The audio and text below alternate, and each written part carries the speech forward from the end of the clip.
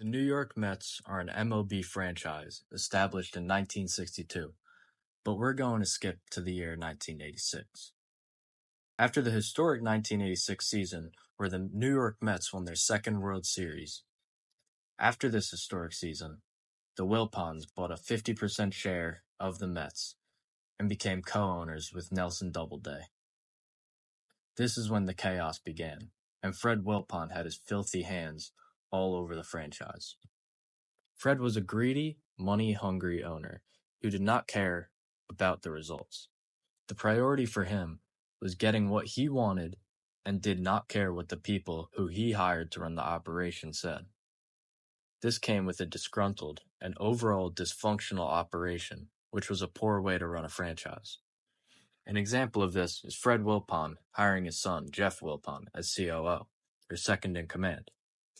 Meanwhile, Jeff had the same qualifications to become COO as I have currently, as a college student. Jeff was worse than his father, constantly stirring up the media, the locker room, and constantly needing to have direct control over anything that happened. Jeff constantly disrespected players, never thinking about their well-being, and thinking about what the best way would be to make money. The Wilpons were never one of the wealthiest owners, so they had to earn their money in other ways. This is when Fred turned to his dear friend, Bernie Madoff. Fred entrusted Bernie to invest his money and turn it into lucrative profits to then pour into the team. This method worked for several years until Bernie Madoff's Ponzi scheme eventually fell, which in turn left the Wilpons crippled financially. This is when the Wilpons were desperate for money and decided to sell a small 8% stake of their ownership in 2012. The man that bought this 8% stake is no other than Steve Cohen.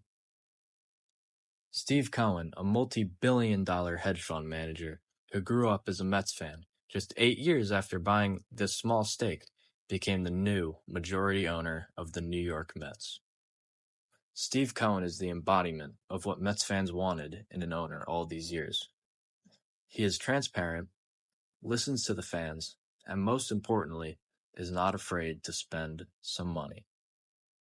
He set out to change the franchise immediately and traded for the face of the franchise, Francisco Lindor. He also signed Lindor to the largest shortstop contract in MLB history at the time. Although he did have his struggles at the start, thinking he could just throw money at the problem and it would all be fixed. This did result in some issues of overpaying old veterans for more than they were worth, and in turn getting subpar production from them. Cohen eventually realized his mistake, and in turn hired a genius in money management and an expert at finding diamonds in the rough, who was David Stearns. Stearns helped bring a calculated approach to the franchise, while maximizing talent. This is all happening while still being able to spend as much money as they want on key acquisitions. In what seemed to be a transition year for the Mets, Stearns and his key acquisitions during the offseason brought the Mets to the NLCS. Cohen then showed his true colors last offseason by spending $765 million on Juan Soto, making it the largest contract in MLB history. Steve Cohen has shown he can grow as an owner and isn't set in his ways. He showed his growth during the offseason when there was a debacle with one of the team's best players, Pete Alonso, and his contract. Cohen flat out told fans there has been no progress in contract discussion because of Pete's agent, Scott Boras. Pete Alonso did eventually end up signing with the Mets a few weeks later, and fans thanked Cohen for clearing any smoke in that messy contract discussion. Cohen realizes when he's wrong and sets out to fix that problem instead of refusing to say he's wrong, unlike some past owners.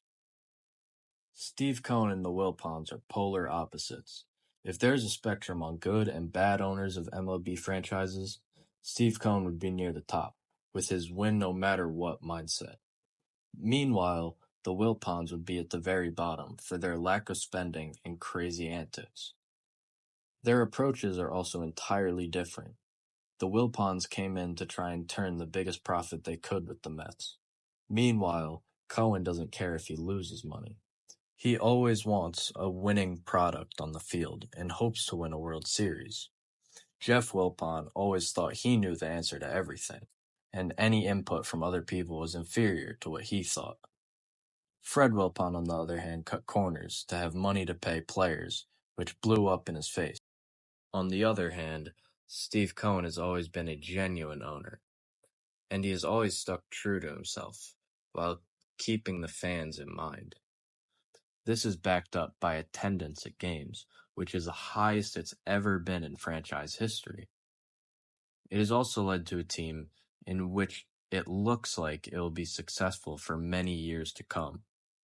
This stark change in ownership brought back so many Mets fans, and showed us true fans what it feels like when the owner wants to win.